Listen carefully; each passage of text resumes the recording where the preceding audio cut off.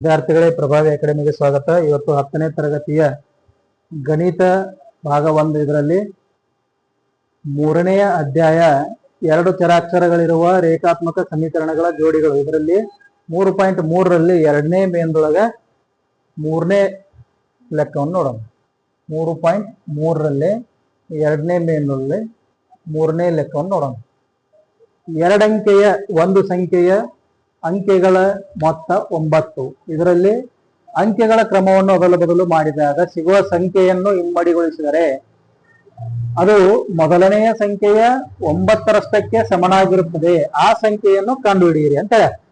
ಈಗ ಇಲ್ಲಿ 2 ಸಮೀಕರಣಗಳು ತಯಾರಾಗ್ತಾವ. ಒಂದು 2 ಅಂಕೆಯ ಒಂದು ಸಂಖ್ಯೆಯ ಅಂಕೆಗಳ ಮೊತ್ತ 9 ಅಂತ ಅಂದ್ರೆ 2 ಅಂಕೆಯ ಸಂಖ್ಯೆಗಳು ಅಂತಂದ್ರೆ ಒಂದು x ಅಂತ ತಿಳ್ಕೊಳ್ಳೋಣ, ಇನ್ನೊಂದು y = 9. ಇದು ಸಮೀಕರಣ 1. ಇನ್ನ 2 ಅಂಕೆಗಳು ಅಂದ್ರೆ ಇಲ್ಲಿ ಇನ್ನು 2ನೇ ಕೇಸ್ ಒಳಗೆ ಇದರಲ್ಲಿರೋ ಅಂಕೆಗಳ ಕ್ರಮವನ್ನು ಬದಲು ಮಾಡಿದಾಗ ಸಿಗುವ ಸಂಖ್ಯೆಯನ್ನು ಇಮ್ಮಡಿಗೊಳಿಸಿದರೆ ಅಂಕೆಗಳನ್ನು ಈಗ 10x + y ಅಂತಂದ್ರೆ ಇದನ್ನ ಬದಲು ಮಾಡಿದಾಗ ಅಂದ್ರೆ 10y + x ಇಮ್ಮಡಿಗೊಳಿಸಿದರೆ 9ರಷ್ಟಕ್ಕೆ ಸಮನಾಗಿರುತ್ತದೆ ಅಂತ ಹೇಳ್ತಾರೆ.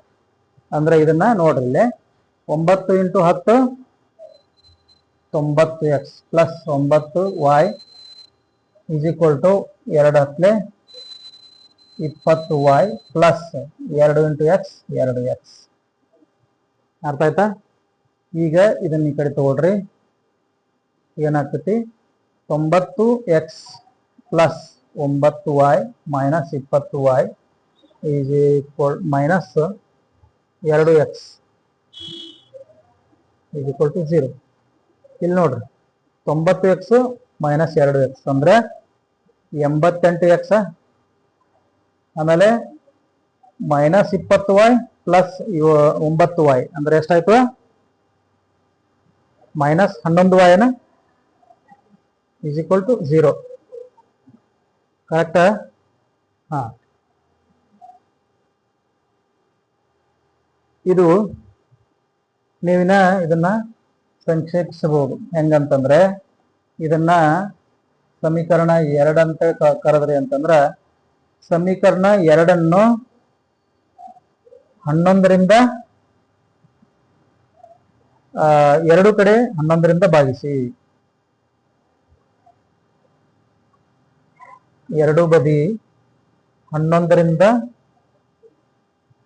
ಭಾಗಿಸಿ ಅಂತಂದಾಗ 88x / 11 - 11y / 11 = 0/11. ಈಗಿಲ್ಲೇ 11 11 11 ಹೋಯ್ತು. ಆಮೇಲೆ ಇಲ್ಲೇನು ಉಳಿತು? 8x - y = 0. ಇದನ್ನ ಇಕ್ವೇಶನ್ ನಂಬರ್ 3, ಸಮೀಕರಣ 3 ಅಂತ ಕರಿತೀನಿ ನಾನು. ಈಗ ನಿಮ್ಗ ಸಮೀಕರಣ 1 ಸಮೀಕರಣ 3 ಇಂಪಾರ್ಟೆಂಟ್. ಈಗ ಇಲ್ಲಿ ವರ್ಜಿಸುವ ವಿಧಾನದಿಂದ ಮಾಡ್ತೀನಿ ಅಂದ್ರೆ ಇಲ್ಲಿ y ನ ಸಹಗುಣಕ 1 ಆಗಿದೆ. ಅದಕ್ಕಾಗಿ ಇದನ್ನ ಅಂದ್ರೆ ಒಂದ್ ಕಡೆ 1 ಆಗೈತಿ, ಒಂದ್ ಕಡೆ -1 ಆಗೈತಿ. ಇದನ್ನ ಏನ್ ಮಾಡ್ಬೇಕು ಹಂಗಾದ್ರೆ ಕೂಡಿಸ್ಬೇಕು, ಕಳೆಯಂಗಿಲ್ಲ, ಕೂಡಿಸ್ಬೇಕು. ಅಂದ್ರೆ ನೋಡ್ರಿ, ಸಮೀಕರಣ 3ಕ್ಕೆ ಸಮೀಕರಣ 1ನ್ನು ಸೇರಿಸಿ.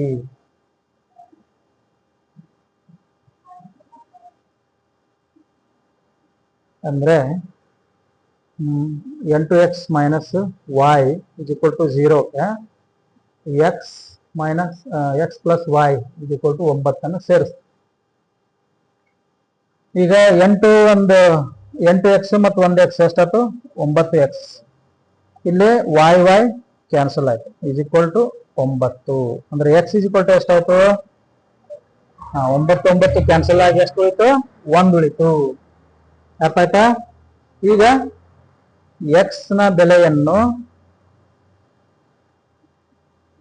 ಸಮೀಕರಣ 3ರಲ್ಲಿ ಹಾಕ್ರಿ. ಸಮೀಕರಣ 3ರಲ್ಲಿ ಹಾಕಿದಾಗ 8x ಅಂತಂದ್ರೆ 1, minus y is equal to 0. n2 minus y is equal to 0 ಆದ್ರೆ y ಈ ಕಡೆ ತಗೊಂಡ್ಬಂದ್ಬಿಡ್ರಿ. n2 is equal to y.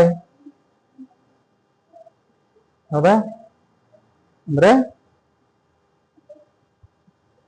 y is equal to ಎಷ್ಟಾಯ್ತು? n2. x ಆಲ್ರೆಡಿ ಎಷ್ಟು ಬಂದೈತಿ? 1. ಅರ್ಥ ಆಯ್ತಲ್ಲ? ಇಲ್ಲಿ x 1, y 8.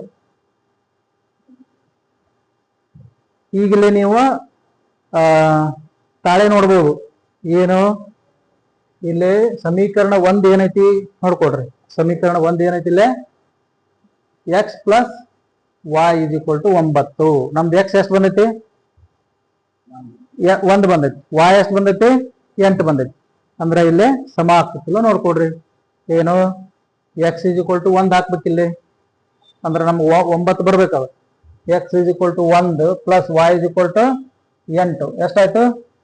9. ಅಂದ್ರೆ ನಾವು ಮಾಡಿದ್ದ ಸರಿಯಾಗಿದೆ. ಅರ್ಥ ಆಯ್ತಲ್ಲ?